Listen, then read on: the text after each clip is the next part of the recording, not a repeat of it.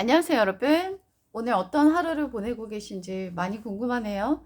제가 늘 쇼츠나 이런 짧은 것만 올리다 보니까 저에 대해서 좀 모르겠다, 너무 내용이 짧다, 이렇게 얘기하시는 분들이 가끔 있더라고요. 그래서 오늘은 좀 제 얘기를 한번 해보면 어떨까, 이런 생각이 들어서 한번 영상을 찍고 있습니다. 저 같은 경우는 굉장히 창의적이고 뭔가를 스스로 만들어내고 이런 것들을 좀 되게 좋아하는 사람이거든요. 그래서 예전에 일할 때는 많이 아이디어 뱅크 뭐 이런 말도 많이 들었었던 것 같습니다. 이 요리를 할 때도 늘 똑같은 거를 할 수도 있지만 이렇게 바꿔보면 어떨까? 저렇게 한번 추가해보면 어떨까? 그래서 뭔가 새로운 것들을 만들어내는 것들을 되게 좋아했던 것 같아요. 그래서 제가 갖고 있었던 생각 중에 하나는 이렇게 틀을 벗어나자. think differently. 남과 다르게 좀 생각해 보자. 이런 것들을 많이 갖고 있었던 것 같아요.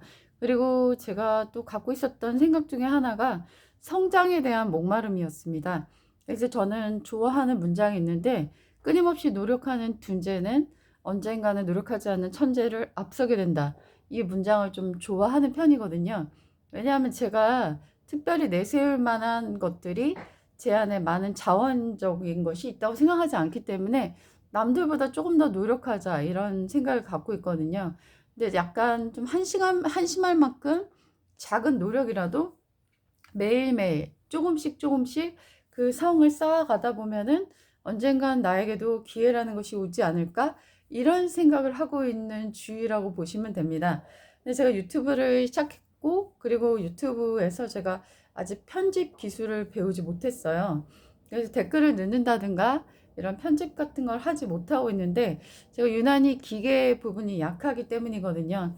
물론 배우고 파고들면 할 수도 있을 것 같은데, 저는 그런 생각을 갖고 있어요. 내가 좀 약한 부분을 굳이 공략해서 강화시킬 필요는 없다.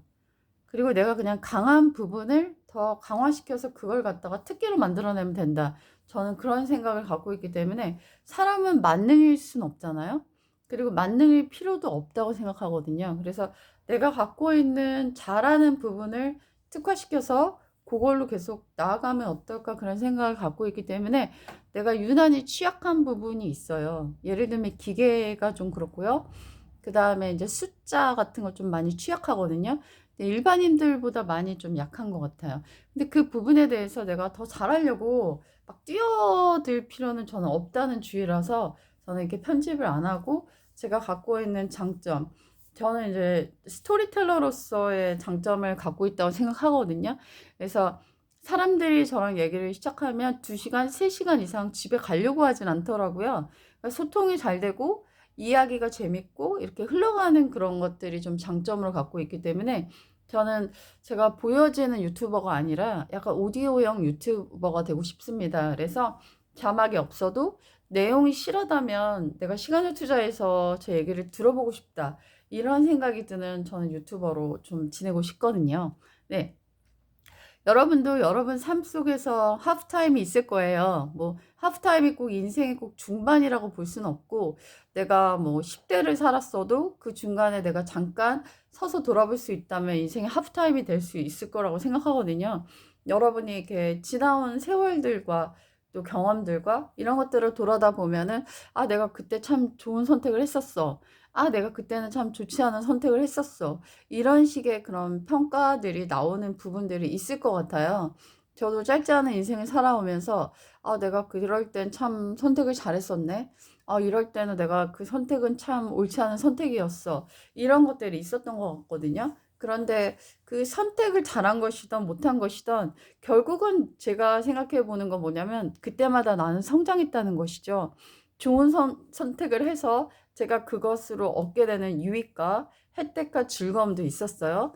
그렇지만 그 즐거움이 나를 성장시켰냐? 아니요, 그건 아니고 행복하게 만들어줬던 것 같아요. 근데 제가 잘못된 선택으로 인해서 굉장한 어려움을 겪고 낭망하고 정말 눈물의 골짜기의 시간을 통과할 때, 그때 행복하지 못했지만 그때 저는 굉장히 많은 그 고분분투로 인해서 성장했었던 것 같거든요. 그래서 제가 여러분에게 드리고 싶은 이야기는, 아, 그때 내가 잘못된 선택했고, 내가 잘못된 경험했고, 하지만 그런 것들이 전부 다 내게 결론적으로는 되게 유익한 것이었다라는 것이죠. 그렇기 때문에 이전의 과거를 돌아다보고 내가 현재 다시 한번 성찰해보고 그리고 깨달은 다음에는 다시 한번 그 미래에는 반복하지 않는 그런 것들을 갖춘다면 모든 경험이 굉장히 나에게 자양분이 되지 않나. 그리고 제가 키가 훅 클 수 있는 어떤 굉장히 고마운 그런 것이 되어주지 않나. 이런 생각이 들었습니다. 그래서 인생이라는 창을 볼 때 참 우리는 많은 시각으로 보게 되잖아요. 근데 저는 이제 제가 좋아하는 게 뭐냐면 좋은 문장을 외우는 거거든요. 명언 같은 걸 외우는 것인데 그 언어들이 제가 이렇게 낭망했고 눈물을 흘리고 외롭고 우울할 때 저를 이렇게 꽉 잡아주는 힘이 될 때가 정말 많았어요. 그래서 언어라는 것, 랭귀지라는 것이 얼마나 인간을 인간답게 살 수 있게 붙잡아 주는지 그거에 대한 힘을 많이 느낀 사람이기 때문에 저는 시간 날 때마다 문장을 외우려고 많이 노력하는데요. 저는 기독교인이기 때문에 영어 성경을 외우려고 많이 노력하고요. 그리고 또 책을 읽다가 또 좋은 문장들이 나오면 그걸 외우려고 많이 노력하는 편입니다. 그리고 그 도끼라는 그 책에서 나오는 것처럼 나의 마음을 찍어내렸던 그 문장들을 저는 울림노트로 이렇게 녹음해 놓고 그리고 저는 듣곤 하거든요. 유튜브가 어떤 수익을 만들어내고 그리고 구독자가 늘고 댓글이 많아지고 이런 것도 좋지만 저는 제 유튜브의 가장 큰 장점은 저 자신에게 유익을 주는 것이거든요. 나 자신도 유익을 주지 못한다면 과연 남한테 어떤 유익을 끼칠 수 있을까?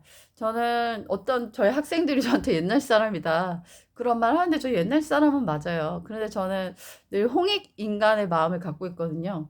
널리 세상을 이롭게 한다. 그래서 나를 이롭게 하고 그 컵이 넘쳐 흐르면 다른 사람도 이롭게 할 수 있지 않을까. 이런 생각으로 저는 유튜브를 하고 있고요. 그래서 울림노트 같은 경우는 제가 시간 날 때마다 항상 듣고 있는데 그때의 감동, 내가 그때 그 문장을 들었을 때 굉장히 나를 고무시켰던 그 감동이 다시 살아나는 걸 느껴요. 정말 그게 대단한 언어의 힘이 아닌가 이런 생각이 들거든요.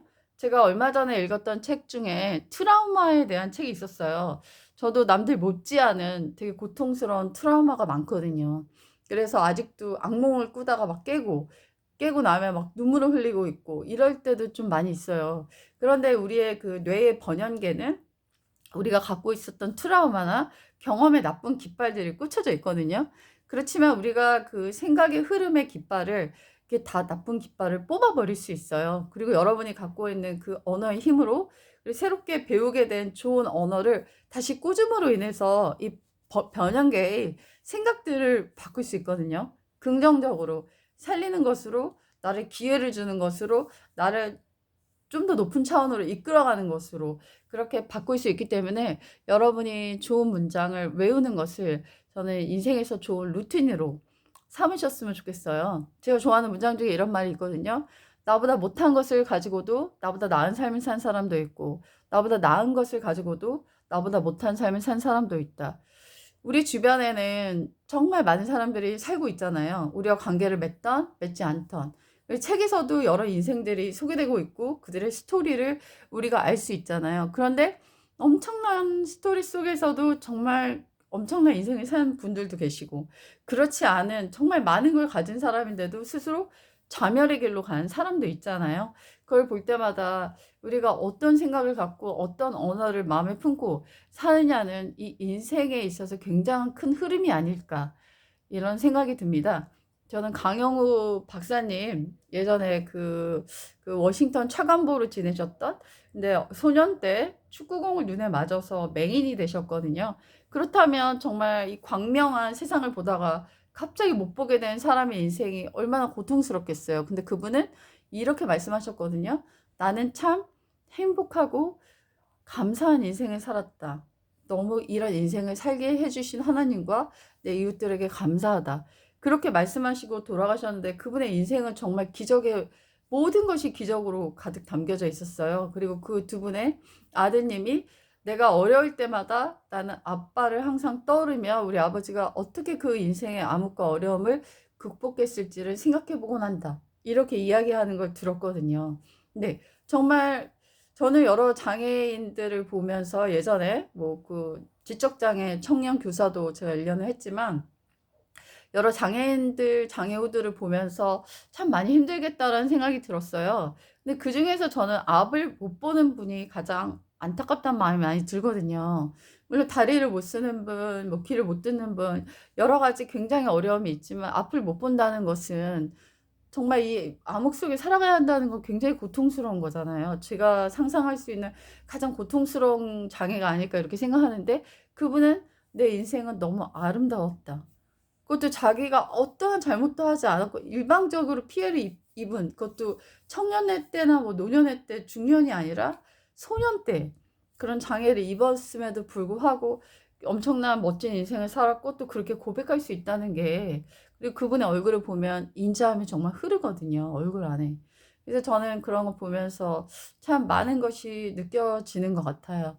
그래서 결국 인생은 세상을 보는 시각, 관점이 아닐까 이런 생각이 들면서 오늘도 나의 시각을 조금 더 되게 멋지게 창의적으로 고무적으로 긍정적으로 영적으로 바꾸며 살아가고 싶다 이런 생각이 듭니다.